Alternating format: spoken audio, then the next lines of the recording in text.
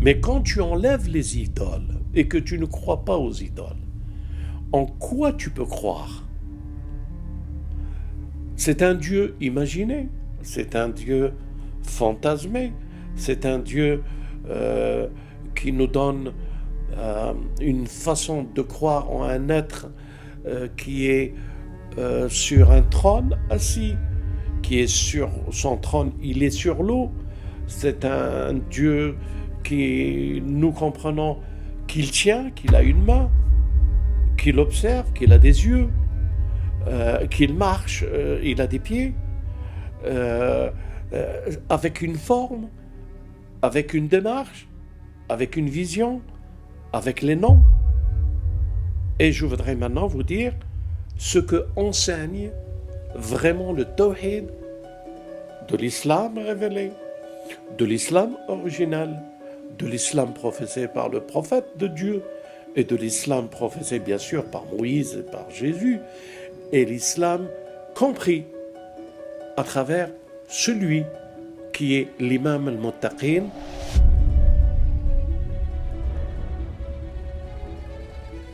Bismillah ar-Rahman ar-Rahim. Que la paix soit avec vous. Je voudrais faire sur un sujet qui me tient à cœur. Et bien entendu, pour le saisir, quelles sont les nuances de ce sujet et les interprétations et en quoi ça peut nous interpeller pour chacun d'entre nous, c'est de saisir dans quel contexte la parole que nous la recevons, dans quel environnement, une naissance, d'une idée, d'une réflexion et d'un contexte. Je vais le dire pour que ce soit un peu plus clair. On ne peut pas s'imaginer ce que le dialogue que Iblis a pu avoir dans ce jardin magnifique de la création de l'homme, dans ce paradis, et que cette parole n'a suscité en lui qu'une interprétation de la vision qu'il a en ce qui concerne la créature homme. Pour bien saisir ce qui entoure cette réflexion dans ce lieu, c'est qu'il y avait des concepts. Le concept et le plan de la création de cet univers. Et à partir de ce contexte, de ce plan, il y avait le parcours des énergies des créatures dans ce contexte. Je veux dire par là que Dieu a créé les anges. Les anges avec une perception qui éclaire d'une lumière pour s'approprier et comprendre et se déterminer à travers la vision qu'ils avaient de la lumière et de ce qui apparaissait devant eux et de l'interrogation pour apprendre. Donc il y avait un contexte pour que les anges évoluaient dans ce contexte. Il y avait une méthodologie, une qaïda. Qaïda qui veut dire une base qui faisait une certaine réflexion d'une certaine entité de lumière, les anges, et à partir de ce qu'ils sont et de la proximité qu'ils ont, ils grandissent dans la science et la lumière. Dans leur esprit, et dans l'esprit que nous avons de la lecture et de la compréhension, l'évolution ne peut se faire que à travers une vision dans l'intelligence et le rapport que nous avons avec la lumière de l'intelligence et notre façon d'être dans notre création. Dieu crée les anges font des circambulations autour du trône, ils louent Dieu, ils louent et ils font le tasbih et la reconnaissance de l'unicité de Dieu, et dans cette tasbih et dans cette unicité de Dieu, ils évoluent et que la lumière s'intensifiait, et de cette lumière qui s'intensifiait, ils étaient la lumière de Dieu. Et dans un contexte pareil, Dieu crée des univers et d'autres entités de l'intelligence. Et il a créé le génie, des entités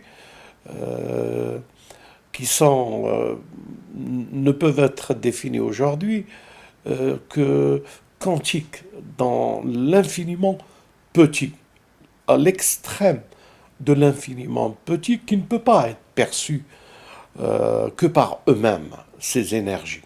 Et bien sûr, ces énergies de feu sont aussi un, une dynamique dans la science et dans la perception à travers l'infiniment petit qui devient une énergie forte.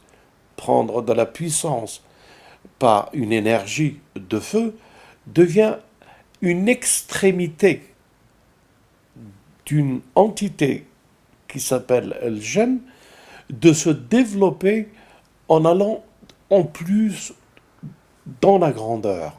Et dans cette grandeur, ils apprenaient, ils adoraient, ils apprenaient et ils avaient une qaïda, une logique, une base, une certaine éthique et ethnique de réflexion dans l'intelligence qui évolue dans l'adoration.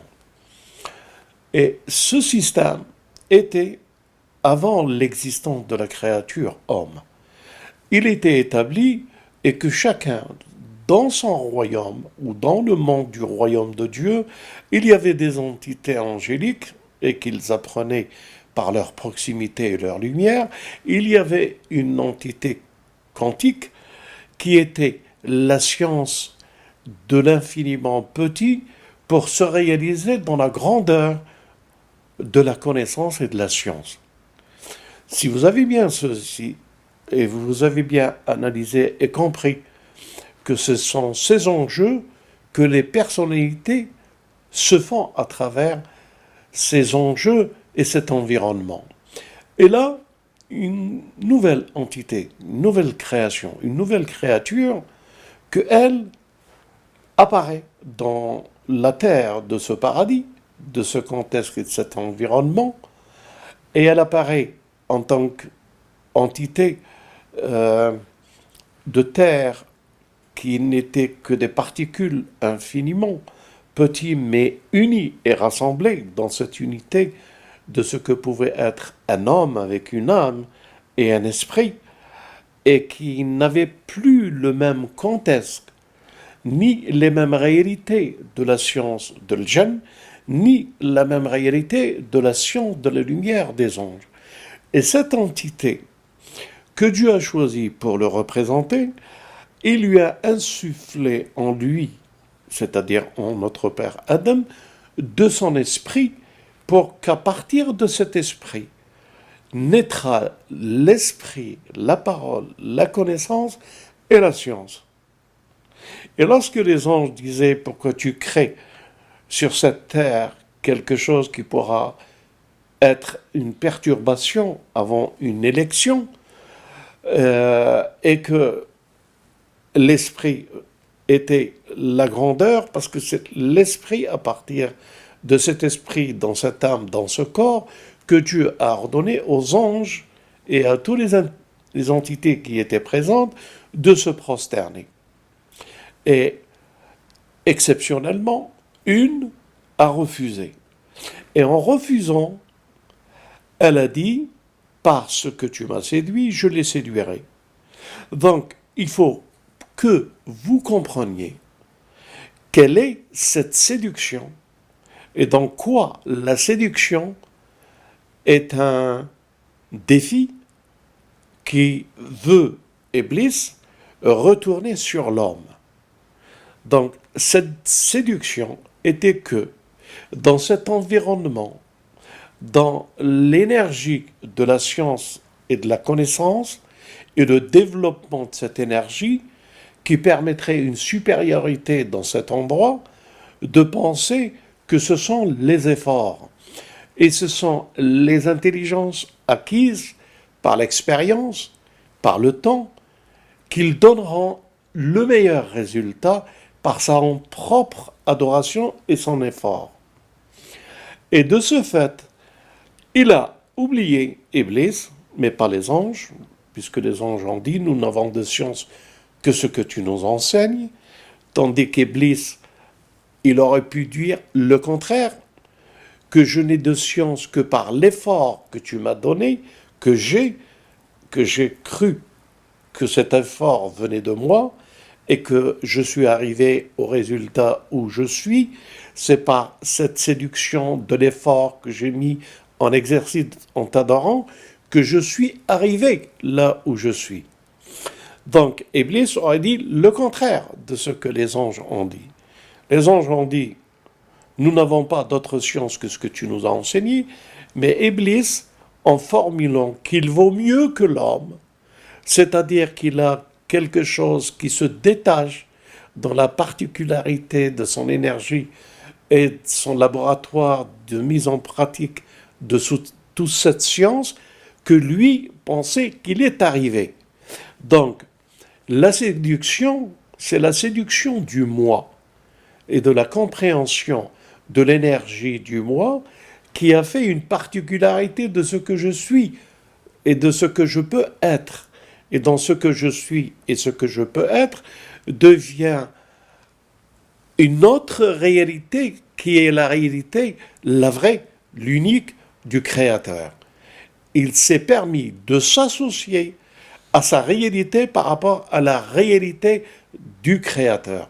Et de ce fait, il est tombé dans une séduction, et toutes les civilisations et les histoires qu'ils ont eues dans leur propre histoire ont fait que dans la séduction de l'apogée de leur civilisation, ils sont tombés dans la civilisation que j'ai fait de cette société, de ce monde, de cette vie, et que ce niveau-là ne permet que tomber dans le moi et dans l'adoration que moi j'ai réussi par rapport à cet univers, moi j'ai réussi par rapport à faire un exemple de ce qui pouvait être l'univers et de faire descendre la science de l'univers sur cette terre et qui s'est fait en pyramide superposée par rapport à un alignement des étoiles. Donc toute civilisation, et la civilisation égyptienne à son apogée, finit par dire que je suis, Pharaon qui parle, le Dieu le plus grand, votre Dieu le plus grand. Donc, il y a les sciences qui mènent vers la découverte et la supériorité de ce que peut être le moi, et cette science acquise, cette science expérimentale, cette science qui se développe et qui a l'impression que c'est une science faite par des expériences, et c'est une science qui provient du moi, et non pas une science, un soleil, une lune, des étoiles, un jour, une nuit, fait dans un environnement pour se développer et comprendre qu'il y a une main au-dessus de tout, et c'est cette main au-dessus de tout qui gère et qui contrôle et qui crée et qui donne la vie. Donc, aujourd'hui, lorsque nous comprenons le texte d'Iblis qu'il dit « Donne-moi un temps, je les séduirai tous », il faut se mettre dans le contexte de ce paradis, de ce qu'il a pu voir et de ce qu'il peut voir, et qu'il est tombé dans une erreur du moi et qu'il a besoin de temps pour amener toute notre humanité à ce qu'il est. C'est-à-dire intelligence acquise, c'est-à-dire intelligence artificielle, c'est-à-dire la chose la plus extraordinaire qui peut arriver à la fin des temps. Et à la fin des temps, les enjeux, ils sont pour que tous et toutes nous acquérirons de l'intelligence artificielle, ce savoir en un clic sur une tablette, de l'interroger et de recevoir toutes les réponses. Aujourd'hui, nous avons des réponses qui sont à la mesure d'un ordinateur, mais quand il sera quantique ce sera de l'infiniment petit qui possédera et qui construira l'infiniment grand, c'est-à-dire d'une supériorité et d'une énergie rapide pour qu'il te donne des résultats d'un milliard de possibilités et de solutions pour choisir avec les algorithmes les définitions pour telle ou telle personne qui s'interroge et qui lui répond à ses besoins. Et à ses besoins, c'est cette intelligence artificielle qu'Iblis possède. Et son intelligence a pu acquérir pendant 6000 ans. En un clic sur une tablette, ce qu'il a fait lui en 6000 ans est à la disposition de chacun d'entre nous. Donne-moi du temps, dit-il, et tu verras, je les séduirai tous, excepté une exception d'hommes et de femmes qui ne pourra pas les séduire. Je continue ce raisonnement pour vous dire un texte ne peut être compris à travers une parole que si nous mettons la parole dans le contexte, la parole dans le texte. C'est-à-dire, nous ne pouvons pas sortir la parole du contexte de la parole qui se révèle. Pour comprendre les enjeux, pour comprendre le défi, il faut se remettre dans le contexte du défi. Alors, le contexte du défi, c'est un paradis. C'est une histoire d'intelligence. Le contexte du défi, il y a de l'intelligence de lumière, et cette intelligence de lumière, à la vitesse de la lumière, peut être maîtrisable toutes les visions que la lumière donnera. Et bien entendu, vous comprenez ce que ça veut dire, à 300 000 kilomètres une seconde, je dis ça, le chiffre, vous les avez précis, cela veut dire que le contexte de cette lumière angélique, à la seconde, était perçu dans tous les territoires que inonde cette lumière. Donc, c'est faire sortir la vision des ténèbres à travers l'étendue de la lumière, c'est la maîtrise par la science de la connaissance à travers la lumière, que tout est maîtrisable à la seconde 300 000 de distance, 300 000 kilomètres, si je peux dire ainsi. En somme, une autre entité qui a dit que je les séduirais comme j'ai été séduit. Il a été séduit par la science. Et il a été séduit par les efforts de la science. Et il a été séduit par les efforts de la connaissance et du laboratoire de la science. Et il croyait qu'il était l'opérateur, le chef, et celui qui développait dans son laboratoire les sciences. Et dans ce laboratoire de sciences, Al-Jinn, Iblis, Satan, a la supériorité d'une connaissance qu'il a acquis par expérience.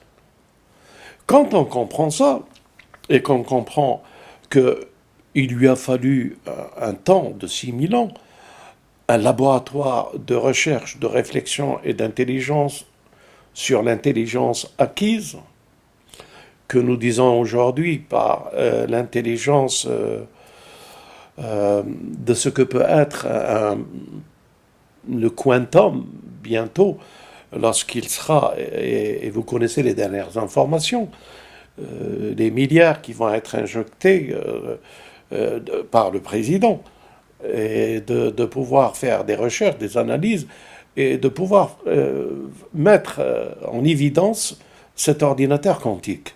Et quelles sont les implications et les découvertes et la puissance que peut donner une telle intelligence artificielle.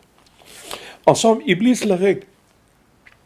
Et parce qu'il l'avait et qu'il s'est séduit avec, Et si nous comprenons quels sont les contextes, quels sont les environnements, quels sont les enjeux de la lumière avec la distance, et quels sont les enjeux d'un laboratoire pour lui, de science et de réflexion de l'intelligence acquise, de l'intelligence artificielle, là nous comprenons un petit peu le plan.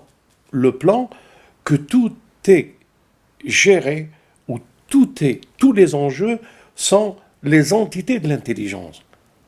Ça veut dire quoi? Ça veut dire qu'une particule, avec le laboratoire des fentes, une vision que nous avons sur ces particules élémentaires, se dirige, non pas les mêmes réactions quand elles sont observées et quand elles ne sont pas observées. Ça veut dire que au plus petit des particules, il y a une conscience.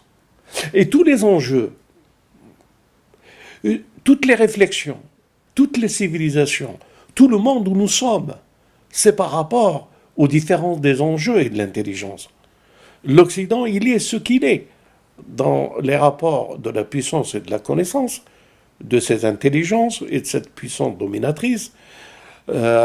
L'Orient qui se cherche, parce que possédant une certaine intelligence qui est de la foi et de la réalisation à travers la foi des possibilités de l'intelligence innée. Et aujourd'hui, Iblis, il est là pour dire qu'il a raison, beaucoup de monde le suivront. Et beaucoup de monde tomberont dans le même piège que lui, il est tombé. Mais tout se dit pour dire quoi? Pour dire que les enjeux d'aujourd'hui. Et les enjeux d'aujourd'hui, je voudrais prendre différents exemples pour comprendre la puissance de cette science et de cette révélation herméneutique, c'est-à-dire cachée dans les textes, fait une sélection de vision et de compréhension que pour une certaine catégorie de personnes qui comprennent, d'hommes et de femmes, qui comprennent les enjeux du commencement et les enjeux de la fin. Si vous maîtrisez que tout est l'enjeu, c'est l'intelligence, alors des interrogations viendront tout naturellement à votre esprit, et surtout en tant que croyant. Je vais dire, en m'interrogeant à haute voix, pour vous amener à cette interrogation. Pourquoi le faux Messie et pourquoi le Messie? C'est vrai que ce que vous allez entendre maintenant est un peu perturbant, parce que les enjeux sont là. Pourquoi que la plus grande fitna, la plus grande épreuve, sera pour la fin des temps, lorsque le dégel apparaîtra, et que ce dégel que nous appelons le faux Messie. Le vrai Messie, opéré selon la volonté de Dieu, par l'intelligence acquise, fortifié par un esprit saint. Il guérissait les malades. Il n'avait pas besoin d'un remède pour les malades. Il guérissait les lépreux. Il ressuscitait les morts. Il enlevait les démons pour ceux qui étaient démoniaques, en passant sa main, par la permission de Dieu. Il faisait d'une terre, d'une mer, d'un poisson, il les multipliait avec... je veux dire par là, il donnait toutes les richesses par la volonté de Dieu. Il nourrissait par la volonté de Dieu. Il désaltérait par la volonté de Dieu. Il marchait dans l'eau, sur l'eau, par la volonté de Dieu et ceux qui croyaient. Il changeait toutes les façons d'être pour rapporter qu'il y avait dans chaque chose, il y avait un esprit. Et c'est l'esprit qui est la science. C'est l'esprit qui était la permission de Dieu d'être renforcé dans la science innée. Je vais vous le lire et vous allez voir qu'il y a quelque chose de particulier. Il était tout ça. Et nous le comprenons qu'Iblis, quand il va venir, et le Dajjal, il faut qu'il arrive avec tout ça pour qu'il puisse nous tromper. Il faut qu'il ressuscite, il faut qu'il guérisse, il faut qu'il donne une longévité, il faut qu'il maîtrise l'eau, il faut qu'il maîtrise l'air, il faut que la pollution dans cet environnement disparaisse. Parce que tout ça, c'est des éléments du paradis. Il faut qu'il séduira comme il a été séduit. Il faut qu'il construise ce paradis. Donc, la question est la suivante. Si ceci a nécessité un temps pour qu'il viendra dans la fin des temps, pour séduire, excepté une particule ou une particularité chez certains hommes et certaines femmes, d'abord la première question, puis après je reviens au Messie. Lorsqu'il a dit que je les séduirai tous, excepté tes fidèles serviteurs. Et Dieu lui a dit, tu peux, je te laisserai le temps, et tu peux séduire tout ce que tu veux, mais tu ne pourras rien contre mes fidèles serviteurs. Mais Iblis l'a dit le premier. Comment se fait-il qu'il connaît le futur? Si c'est connaître le futur qu'il lui a permis de dire.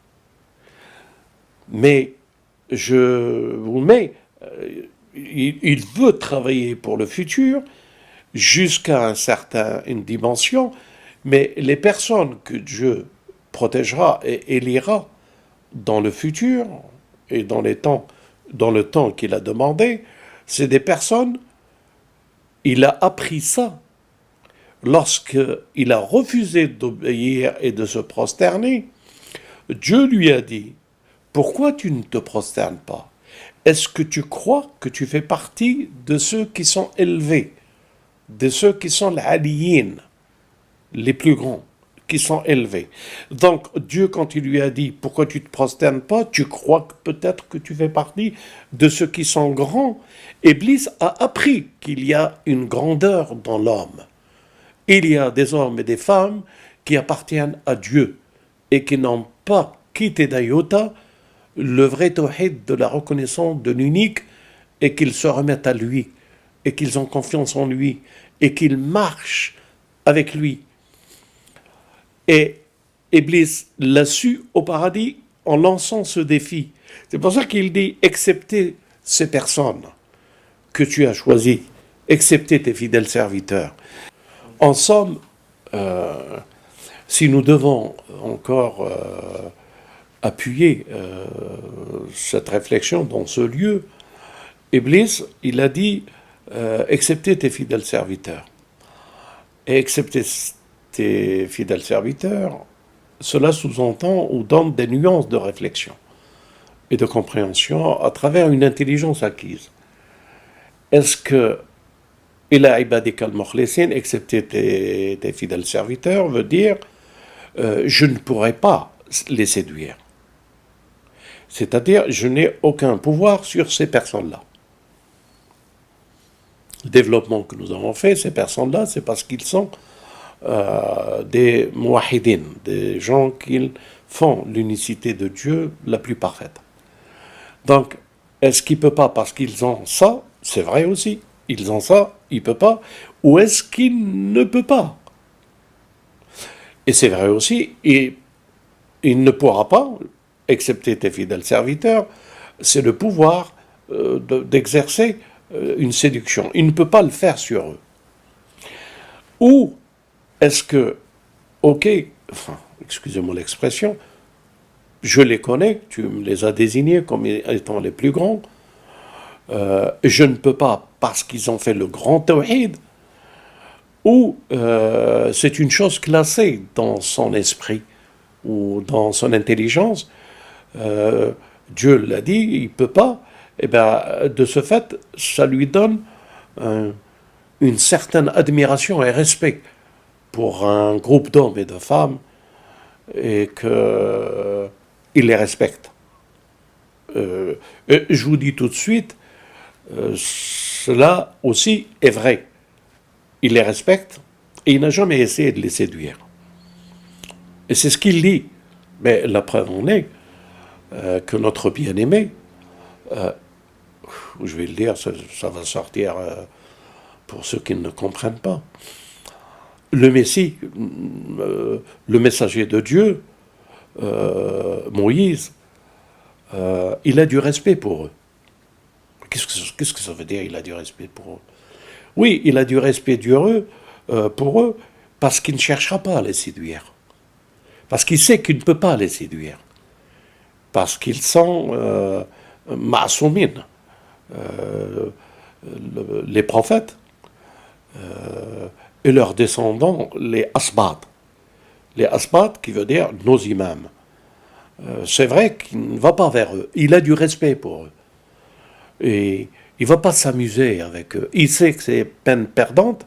C'est une puissance intelligible et maîtrisable et artificielle qui sait qu'il y a des limites dans les possibilités, dans les algorithmes, quoi qu'elle puisse les formuler, et elle les formulera qu'aux faibles. Elle ne les formulera pas aux forts. Donc, si je dis Iblis est un ordinateur, il sait que les algorithmes ne peuvent être donnés qu'à ceux qui peuvent les séduire, ou être en contact avec eux, ou qu'ils représentent un intérêt pour eux. Iblis n'a aucun intérêt à attaquer Mohammed ou Ali Mohammed. Salam Allah alayhi. Je veux dire, notre bien-aimé et sa famille. Iblis n'a pas à s'attaquer au Messie. Mais il peut prendre l'idée du Messie et de la mettre en algorithme pour tous ceux qui acceptent de le suivre et de recevoir des instructions ou des recherches ou des réponses par lui. Iblis ne va pas vers Moïse. Et la preuve, elle est dans ce qu'il a dit, Moïse, après. Il a dit, ô Dieu, sépare-moi d'eux, en parlant des enfants d'Israël. Et je n'ai trouvé que mon âme, en parlant de lui, est celle de mon frère. Et il s'est séparé avec les enfants d'Israël. Il s'est séparé avec ceux qui ont adoré le veau d'or. Et il errait dans le désert pendant 40 ans. Vous savez, il errait dans le désert pendant 40 ans parce qu'ils ont touché à l'intelligence artificielle et ils en ont fait un dieu, ce veau d'or. Et il disait que c'est le Dieu de Moïse et de Haroun. Donc, Dieu, lorsqu'il les a laissés, c'est pour qu'ils se débarrassent de ce qu'ils ont pu adorer de l'intelligence artificielle, du Dajjal, et ce qu'il a fait d'eux, pour que dans le désert, ils disparaîtront. Et en disparaîtront, il redonnera une nouvelle forme d'intelligence, d'un renouveau des enfants d'Israël à travers Salomon et David, et ce qui représentait la lignée des enfants d'Israël. Donc, si je le dis, c'est uniquement pour que vous puissiez mettre tout dans le contexte de la révélation et de la parole. Et je ferme la parenthèse pour vous dire, il y a une lacune dans la réflexion. Et cette lacune, si nous connaissons le Messie, et que nous connaissons que c'est le Messie qui doit venir du temps du faux Messie, Ad-Dajjal, que le Messie doit revenir, la question et le paradoxe, mais c'est pourquoi il est venu avant. Pourquoi qu'il est venu avant, puisqu'il avait pour mission d'être le vrai Messie dans la fin des temps pour abolir le faux Messie. Pourquoi il n'y avait pas de faux Messie avant? Où le temps n'était pas le temps pour que le faux Messie apparaît. Et qu'il apparaît, le Messie, à son époque, c'est pour porter un témoignage et pour dire, voilà la réalité de l'intelligence innée renforcée par l'Esprit de Dieu et ce qu'elle réalisera au nom de Dieu et ce qu'elle fera au nom de Dieu. et qu'Iblis n'a pu faire rien d'autre que de l'observer et de faire tomber les autres pour qu'ils ne croient pas en lui et pour qu'ils le rejettent, et pour certains d'y penser même d'aller le faire crucifier. Donc sa mission, c'était, si c'est pour abolir le faux Messie, le faux Messie ne vient qu'à la fin des temps. Quelle a été sa mission lorsqu'il était durant l'époque et le règne et le colonialisme de Rome sur la Palestine? Quel était son message? Et quel a été le message qu'ils ont compris, les apôtres? Quelle était la réalité et le témoignage du contexte de cette domination romaine, de la Palestine, du contexte de la domination des religieux et des contextes du religieux qui exerçait une forte pression pour ne plus permettre à la révélation d'être et de pouvoir dire que je ne veux pas du Messie, j'attends un autre Messie, ou je veux un autre Messie à ma manière, ou je ne veux pas qu'un Messie vienne et qui se dit Messie, alors qu'il n'a ni père, qu'il n'a pas une descendance noble, et que c'est une femme qui l'a ramené. Donc, quelles sont les contradictions? Quelles sont les compréhensions de cet environnement et ce contexte de cette révélation du temps du Messie avec ce qui était, lui, le porteur d'une vérité qui était la pureté la plus grande, la plus maîtrisable, la plus divine, la plus reconnaissable par rapport aux mensonges et aux doutes et aux calomnies. Mais cette expérience, est-ce que cette expérience qu'il avait dans la puissance de pouvoir guérir, ressusciter, était pour la fin des temps? Pour que le Dajjal réussisse son plan? Vous avez un paradoxe. Dans ce paradoxe, il y a une vérité qui éclate. Et que cette vérité qui éclate, nous la prenons pour séduire. Cette vérité qui éclate, nous la prenons pour nous-mêmes, non pas pour ce qu'elle est. Est-ce que c'est le message du Messie à son époque d'avoir eu le temps d'être ce qu'il a été, et que du temps de ce qu'il a été, Iblis ne faisait que dire et louer et comprendre qu'une telle personnalité ne pouvait être que la séduction finale pour les hommes, et que cette personnalité, je dois la prendre et je dois la faire prendre? Donc, c'est dans ce paradoxe et dans cette réflexion que nous devons méditer. Et le moment venu, bien entendu, lorsqu'apparaîtra le faux Messie. Et le faux Messie, je vous le dis fraternellement, regardez les textes et les contextes pour comprendre les sciences eschatologiques, pour comprendre Ilm Akhir al-Zaman. Tous les paramètres révélés pour les sciences eschatologiques et les paramètres sont déjà sur cette terre. Il nous reste sur cette terre qu'une élite, les compagnons, les hommes et les femmes, qu'ils aspirent et qui appellent, et qu'ils marchent sur la trace, et le malin qui va faire par l'intelligence artificielle le summum du paradis de Néom, le summum du paradis de tous les désirs et de ce que l'homme voudrait, pour qu'apparaîtra la première personnalité avec un passeport, une nationalité saoudienne, et qui prendra le relais de Néom. Si vous avez bien saisi cela, vous comprendrez les enjeux. Vous comprendrez tellement fort les enjeux que nous sommes aujourd'hui l'expérience. Nous sommes aujourd'hui la parole qui se reflète dans un contexte et dans un environnement. Nous devons propager, partager, aimer, révéler, se fondre dans ce qui peut être appelé la vraie connaissance. Mais comment l'absorber pour avoir ces armes? Comment la comprendre?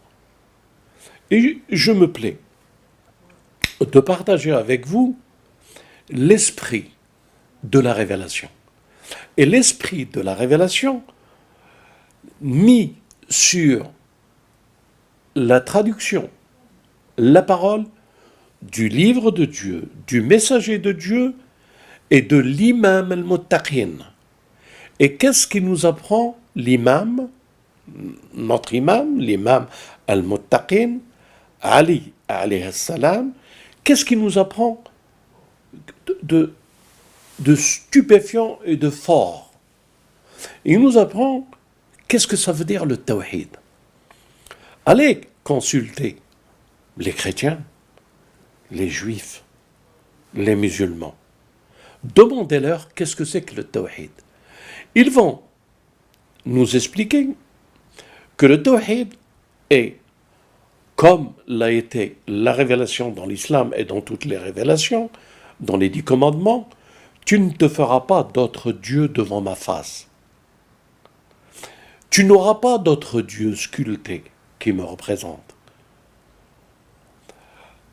Dans l'islam, il est enseigné aussi, comme dans le christianisme, qu'il n'y a que l'unique. Pour certains, l'unique l'appelle le un. Pour d'autres, l'unique, le christianisme, l'appelle le multiple qui n'est qu'un, le Père, le Fils, le Saint-Esprit. Pour les musulmans, ils l'appellent d'une autre manière différente. Ils l'appellent, dans le basique du langage et de la parole et de la situation, les idoles qui sont dans la Mecque, qui entourent la Kaaba, ne sont pas des dieux. Dieu n'est pas une idole. Et ils font de cette connaissance que les idoles ne sont pas Dieu. Mais quand tu enlèves les idoles et que tu ne crois pas aux idoles, en quoi tu peux croire? C'est un Dieu imaginé, c'est un Dieu fantasmé, c'est un Dieu qui nous donne une façon de croire en un être qui est sur un trône assis, qui est sur son trône, il est sur l'eau. C'est un Dieu qui, nous comprenons qu'il tient, qu'il a une main, qu'il observe, qu'il a des yeux, qu'il marche, il a des pieds,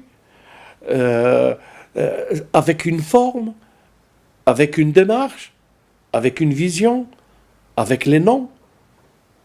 Et je voudrais maintenant vous dire ce que enseigne vraiment le tawhid de l'islam révélé, de l'islam original, de l'islam professé par le prophète de Dieu, et de l'islam professé bien sûr par Moïse et par Jésus, et l'islam compris à travers celui qui est l'imam al-Muttaqin, qu'il a pu vivre et qu'il a conseillé et qu'il a montré la direction de ce que peut être la connaissance de Dieu. Alors il a dit, le summum d'une religion, c'est de le connaître. C'est sa phrase. Alayhi salam. Le summum d'une religion, c'est de le connaître. Kamal ad-din ma'rifatahu. Mais ma'rifatahu, de le connaître, connaître quoi? Din ou connaître Dieu? Alors bien sûr, il est en train de dire le summum d'une religion, c'est de le connaître, connaître Dieu. Le summum de la connaissance de Dieu, deuxième degré, il a dit, c'est sadq. Sadq, c'est de lui faire confiance, de croire en ce qu'il dit,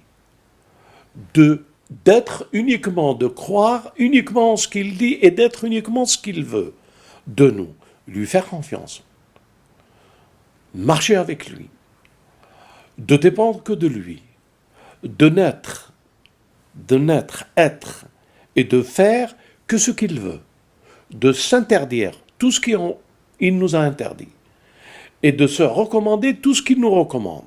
C'est ça, الصدق بيه. وكمال الصدق بيه. Et la perfection du صدق, c'est التوحيد. Attendez. Premier, c'est le connaître. Deuxième, الصدق. En troisième, c'est le tawhid. Il a dit, en troisième, c'est le tawhid. Le tawhid, de lui redonner cette unicité qui n'appartient qu'à lui, et si cette unicité n'appartient qu'à lui, il y a l'expression la plus forte de ce que peut être le tawhid. Alors, il nous donne une quatrième vision. Et il dit que le tawhid, la meilleure façon de faire le tawhid, de comprendre le tawhid, c'est quoi? C'est l'ikhlas lahu. C'est quoi l'ikhlas lahu? L'ikhlas lahu, c'est de ne pas avoir autre chose que dans l'unité. L'ikhlas lahu, c'est de ne rien voir d'autre où il y a nous. L'ikhlas lahu, c'est de voir la perfection. La meilleure chose que nous pouvons tirer du tawhid, c'est être uniquement ce qu'il peut projeter et ce que nous sommes. Et ce que nous sommes, dans le développement que nous sommes, nous laissons faire Dieu en nous, mais pas nous laissons faire par nous. Revenir dans l'ikhlas lahu. Kamal al-tawhid, l'ikhlas lahu. L'ikhlas, il y a une sourate qui s'appelle sourate al-ikhlas, qui est nafi sifat, fi sourate al-ikhlas, qui est la négation de tous les noms. Il n'est pas ça, il n'est pas ça, il n'est pas ça, il n'est pas ça. En traduction, je vais vous dire sourate al-ikhlas, puis après je partirai à la cinquième vision après le tawhid. Donc, sourate al-ikhlas dit Dieu est unique. Qul huwa Allahu ahad. Dieu est unique. C'est-à-dire unique, il n'y a rien qui peut être ce qu'il est. Ou il n'y a rien qui est ce qu'il est. Ou il n'y a rien qui pourra être ce qu'il est. Il est ce qu'il est, il est unique. Puisqu'il est unique, Qul huwa Allahu ahad, et non pas, comme certains le comprennent, dit Dieu est un. Dieu n'est pas un. Parce que du chiffre 1, on peut lui mettre le 2, le 3. Et c'est ça, l'incompréhension de ceux qui nous ont précédés en pensant que Dieu est un. Ou la déviation en pensant qu'il peut être multiple dans un. Le 1 doit être banni dans Qul huwa Allahu ahad. Il est unique. Allahu samad. Je répète. قل هو الله أحد الله الصمد لم يلد ولم يولد ولم يكن له كفوا أحد. الله الصمد, qui veut dire que Dieu, le temps, c'est sa créature. Il n'est pas ou le temps ne l'a pas fait. Le temps est une créature de Dieu. Et lui, il est en dehors de tous les temps. Et Dieu dit encore, Lam yalid. Lam yalid veut dire, mes frères et sœurs, que il n'a pas été fait. C'est-à-dire, ce n'est pas un rassemblement, ni une conception, ni des particules, ni une créature qu'il s'est créé. Dieu n'a pas été créé. Il est unique, il n'a pas été créé lam yalid, il n'a pas été fait. Wa lam yulad, et il n'y a rien qui ne pourra se faire pour une créature qui deviendra comme lui. Rien ne pourra être comme lui. Il n'a pas été fait et il ne fera pas une créature comme lui. Lam yalid wa lam yulad. Il ne créera pas quelqu'un ou quelque chose qui sera comme lui. Il est unique. Lam yalid wa lam yulad. Wa lam yakun lahu kufuwan ahad. Et rien ne lui ressemble. Si vous avez compris ce que c'est qu'elle ikhlas, que l'imam al-Muwahhidin enseigne à travers le prophète, vous avez compris qu'il faut enlever toute imagination qui peut nous venir de penser qu'un Dieu peut être, qu'il a été, qu'il sera, et qu'on finira par ressembler. Tout cet ikhlas, c'est surat al-Ikhlas qui te dit enlever, balayer ça. Et l'imam continue à dire, et la cinquième chose, nafi as-sifat anhu. Nafi as-sifat anhu qui veut dire enlever tous les attributs qui le manifestent. Tous les attributs, c'est-à-dire les attributs, ce sont les noms. Par exemple, il est le créateur, il est la science, il est le pourvoyeur, il est le résurrecteur. Tout cela doit être aboli, parce qu'il n'est pas ça. Ça, ce ne sont que les œuvres de sa création qu'il fait. Mais ce que nous faisons, ce n'est pas nous.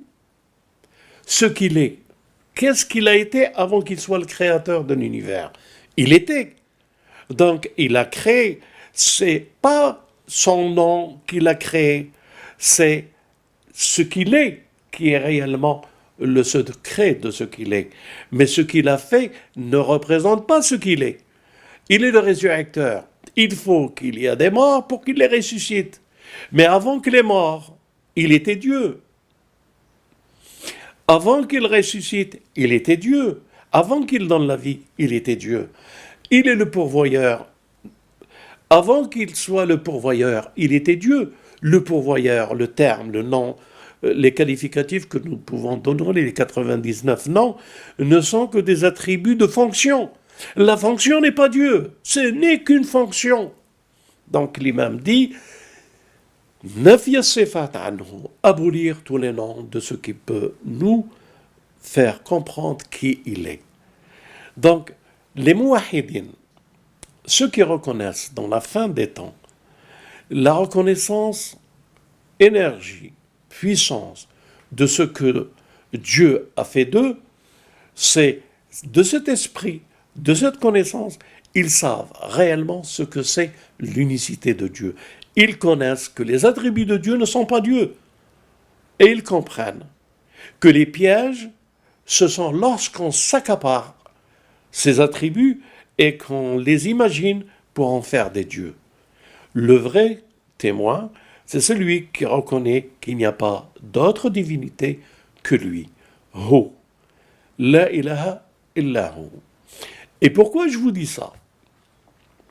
C'est parce qu'à la fin des temps, il y aura un groupe d'hommes et de femmes que le messager a dit qu'ils développeront l'unicité de Dieu, qu'ils iront dans le tawhid, dans la connaissance du tawhid, que personne n'a pu voyager dans ce voyage de la connaissance de l'unicité.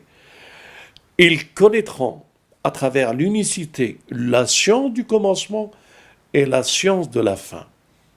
Donc, mes frères et sœurs, aujourd'hui, si on partage ensemble cette réflexion, c'est pour que nous puissions comprendre dans quel contexte nous sommes dans la science.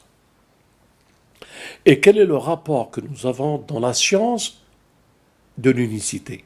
Et quel est le rapport du summum de tout le plan de cette unicité et de cette révélation. Alors, écoutez bien. Dieu a créé les anges Dieu a créé les génies. Et Dieu a créé l'homme. Dieu a appris par l'adoration, la puissance de la science, de la lumière aux anges.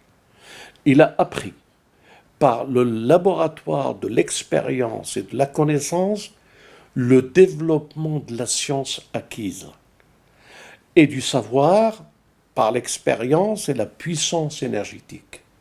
Dieu a créé un être de terre dans ce paradis du mont Sinaï. Il l'a créé par toutes les particules de la conscience, que tout est un ensemble de conscience unifié, qui est la terre de l'homme, et de cette unification, de cette unité, Dieu a fait de lui le khalifa. Le khalifa de quoi? Il a fait de lui le khalifa sur cette terre. Et qu'est-ce qu'il y a sur cette terre? Il y a des anges, il y a des jeunes et il y a l'homme. Ils sont trois entités. Et dans les trois entités, l'homme, en tant que troisième dépositaire de la science innée, il est le khalifa du jeune, supériorité, et le khalifa de l'ange. Il est celui qui doit faire le tawhid de trois. Et dans les trois, il n'y a que lui. Et c'est ça le tawhid. C'est de rassembler et de s'approprier avec l'aide de Dieu la proximité des anges, la domination pour ne pas être influencé par l'intelligence acquise, et que nous sommes la supériorité par qui ils doivent apprendre de nous, el-Jan, il doit se développer en nous, el-Jan, comme l'ange, il a appris de Adam les noms de ce qu'il représentait, tous les anges. Donc, nous sommes les khalifas de cet univers, de toute la création de l'univers. Nous sommes les témoins de la fin des temps pour unifier la science qui ne peut pas être une science acquise, une science de lumière, mais une science qui n'appartient qu'à lui. Et c'est lui, à travers nous, qu'il a voulu décider l'unification de l'unité des anges, de l'jinn et de l'homme. Et Iblis, lorsqu'il a compris ça, il croyait que c'était sa science à lui et qu'il a été séduit et qu'il veut nous détourner tous dans la fin des temps pour suivre l'intelligence artificielle acquise expérimentale et qui développe un paradis qui s'appellera Néom. Je voudrais partager encore plus avec vous.